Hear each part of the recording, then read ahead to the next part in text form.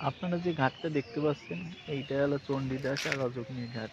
এই যে এটা ছিল হলো রজকিনীর ঘাট, ওইটা ছিল চণ্ডীদাসের ঘাট। এখানে রজকিনী কাপড় কাচতো, ধোপার মেয়ে ছিল, আর ওখানে ছিল, ওখানে চণ্ডীদাস 20 বছর প্রায় বসি বাইতো ওই যে ওই ঘাটটায়। তা 20 বছর পরে একদিন রজকিনী চণ্ডীদাসকে বলে যে কি বাবু মশাই মাছ কি ধরেছে? তখন চণ্ডীদাস বলে যে 20 বছর পরে এই আজকে টোপ দিল। সেই থেকে এই তারপর থেকে রজকিনী আর চণ্ডীদাসের প্রেম কাহিনী শুরু হয়ে গেল, কিন্তু সমাজটা দেশের প্রেম কাহিনীরা মেনে নিতে পারছিল না। পরে তারা এখান থেকে তাও বৃন্দাবন চলে যায়।